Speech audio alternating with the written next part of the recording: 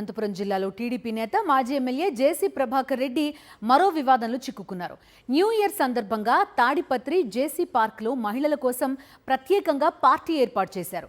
కేవలం మహిళల కోసమే ఈ ఈవెంట్ అని ప్రకటించిన జేసీ తాడిపత్రి మహిళలంతా ఎంజాయ్ చేయాలని వీడియోలు విడుదల చేశారు. 3 రోజుల నుంచి ప్రచారం చేస్తూ మహిళలు డిస్కో ఈవెంట్లో ఎంజాయ్ చేయాలని ప్రకటనలు గుప్పించారు. కొద్దిసేపు ఎంజాయ్ చేయండి అనే ఉద్దేశంతో అట్లనే ఈ హోటల్ వాళ్ళు కూడా మేము చిన్న చిన్న పానీపూరి వాళ్ళు వీళ్ళందరినీ అడిగినాము. అయ్యా స్టాల్స్ పెట్టండి, లోపల వచ్చిన వాళ్ళు ఏమైనా తినాలనుకుంటే ఏమే మీరు ఈ రోడ్లో పెట్టే బదులు ఆ రోజు అక్కడ పెట్టండి అని అందరూ ఒప్పుకున్నారు. బ్రహ్మాండంగా ఉంటుంది. దయచేసి ప్రతి ఎనర్జెటిక్ అండ్ ముస్లింలు కూడా రాణి వస్తే వాళ్ళు హ్యాపీగా అవన్నీ చూసి హ్యాపీగా ఒక్క మగవాడు కూడా లోపలికి రాడు.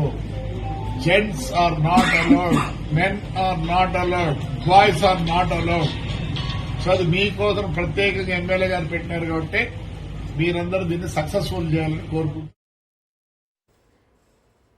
ఈ కార్యక్రమంపై బీజేపీ నేతలు యామిని శర్మ, మాధవీలత తీవ్ర ఆగ్రహం వ్యక్తం చేశారు.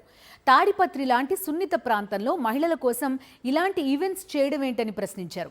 ఎందుకు ఇలాంటివి ఏర్పాటు చేశారని ప్రశ్నిస్తే జేసీ ప్రభాకర్ రెడ్డి దౌర్జన్యం చేస్తున్నారన్నారు. మహిళల భద్రతే ప్రశ్నార్థకంగా మారినా ఇలాంటి చర్యలు సరికాదని ఆగ్రహం వ్యక్తం చేశారు. వారు 2-3 రోజుల నుంచి బహిరంగంగా కొన్ని వీడియోల ద్వారా తెలుస్తోంది ఏంటంటే తాడిపత్రి నియోజకవర్గంలో అక్కడ జేసీ అస్మిత్ గారు ఎమ్మెల్యే లాగా ఉన్నారు. ఆయన ఆధ్వర్యంలో కేవలం మహిళలకి మాత్రమే ఈ రోజున రాత్రి 7 గంటల నుంచి 12 గంటల వరకు ఎంజాయ్ చేయడం కోసం అని చెప్పని ప్రత్యేకంగా డిస్కోలతో అలాగే పానీపూరీల కోసము అంత ఏర్పాట్లు చేస్తూ మహిళల న్యూ ఇయర్ సెలబ్రేట్ చేసుకోవాలని చెప్పని ఒక పిలుపునివ్వడం జరిగింది. అడిగిన వారిని అంటే ఇదేంటి, ఇది మన కల్చర్ కాదు కదా, అసలు సుప్రీంకోర్టు ఆర్డర్లు ఉన్నాయి కదా, లేట్ నైట్ ఇట్లాంటివి కార్యక్రమాలు ఎక్కువగా శబ్దంతో వచ్చేవి చేయకూడదు అని చెప్పని అడిగితే వారిపైన జేసీ దివాకర్ రెడ్డి గారు వీళ్ళంతా కూడా దౌర్జన్యంతో మాట్లాడడం జరుగుతోంది.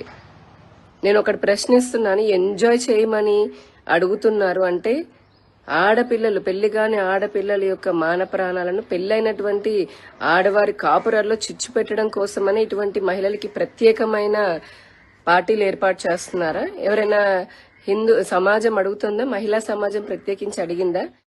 సో ఈ 31st నైట్ ఏదైతే తాడిపత్రిలో జేసీ పార్క్ దగ్గర, ఇది పెన్నా నది ఒడ్డున ఉంటుందన్నమాట.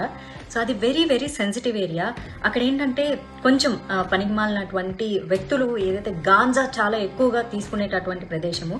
అక్కడ ఈ మహిళల కోసం న్యూ ఇయర్ నైట్, దయచేసి నేను మహిళలందరికీ రిక్వెస్ట్ చేస్తున్నాను, మీరు రాత్రి 1 గంట వరకు అక్కడ మీరు న్యూ ఇయర్ సంబరాలు చేసుకుని తిరిగి మీరు మళ్ళీ ఇంటికి వెళ్లే ప్రక్రియలో మీరు వాడేటటువంటి ట్రాన్స్పోర్ట్ 2 వీలర్ అవ్వచ్చు, ఆటో అవ్వచ్చు, కారు అవ్వచ్చు, లేక ఏదైనా అవ్వచ్చు, దారి మధ్య మార్గంలో ఏమన్నా జరిగితే ఎవరు మీ సెక్యూరిటీకి రక్షణ కల్పిస్తారు? ఏం జరుగుతుంది అక్కడ? సో కాబట్టి ఈ మహిళల సేఫ్టీ అనేది చాలా చాలా ఇంపార్టెంట్. ఏదన్నా ఒక మంచి సమాజంలోనో ఒక కమ్యూనిటీ హాల్లోనో బాగా సెక్యూర్డ్ ఏరియాలోనో న్యూ ఇయర్ సెలబ్రేషన్స్ చేసుకుంటే నేను తప్పుపట్టేదాన్ని కాదు.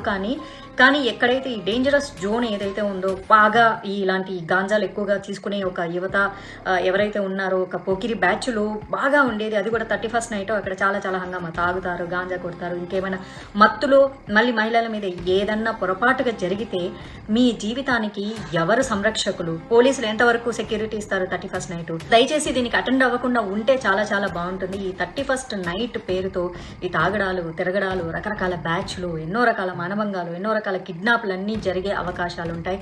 దయచేసి మహిళలందరూ సేఫ్టీగా ఉండండి. ఆ తాడిపత్రులు ఎవరైతే జేసీ పార్క్ వెళ్ళాలనుకుంటున్నారో అమ్మ, మీరు దయచేసి ఇంట్లో కూర్చొని మీ ఫ్రెండ్స్తో ఏదో సరదాగా న్యూ ఇయర్